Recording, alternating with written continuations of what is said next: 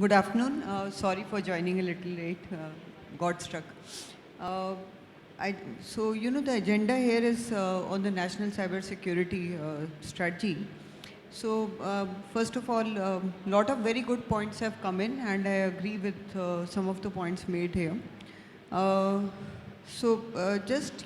take on the thing that to start with, a clear governance is required on the thing. In the sense, we have multiple ministries driving the agenda. We have Ministry of Communication, we have MHA, Ministry of External Affairs, Intelligence Bureau, NIC.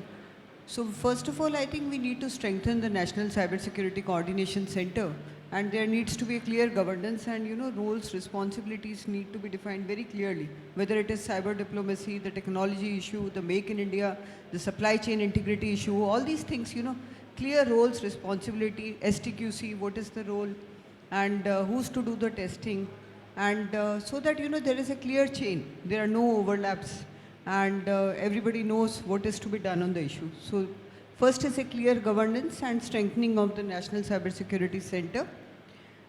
Second is the need for a framework. I think the second objective of the National Cybersecurity Policy of 2013 lays down the building of a national cybersecurity framework. Our institute was involved in a national cybersecurity framework. We worked on 2 projects, and we delivered on the framework in 2016. But since then, not much action has happened unless the implementation of the framework happens at the ground level. And the framework has to be an end-to-end kind of an approach, which has to be taken up by the implementation agencies, which means the empaneled agencies of the Government of India, the NICs, have to take it to the ground level, implement it, people have to be involved, and there has to be a consistent approach. So when we are talking a baseline security measure or a integrated framework, at least a certain amount of security can be assumed by virtue of that. Then the new thing, there are a lot of supply chain security issues which are coming up. So in view of that, Make in India thing, indigenous manufacturing, that needs to be strengthened up. And there are new threats which are coming up, new technology paradigms are coming, artificial intelligence, blockchain, so smart cities, IoT. So we are talking of ubiquitous computing, which is actually enhancing our challenge.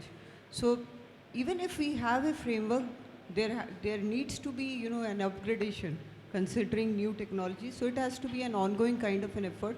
But first of all, the standards, the frameworks needs to be very clearly defined, clear custodian, upgradation of the framework. So these are some of the things which comes to my mind. And there are new regulations, GDPR, privacy, all these things which need to be embedded. So when we are talking, so all these things also need to be taken up on a continuous basis. It's not a one-time effort, but then the framework needs to be dynamic. It needs to be actually adopted at the ground level. It cannot be an academic exercise in the sense it's left to itself. And so because the last time the framework was made, it was just disseminated. Unless there is a clear adoption on the ground, things will not happen. So I think these are some of the thoughts I have on this issue. Thank you.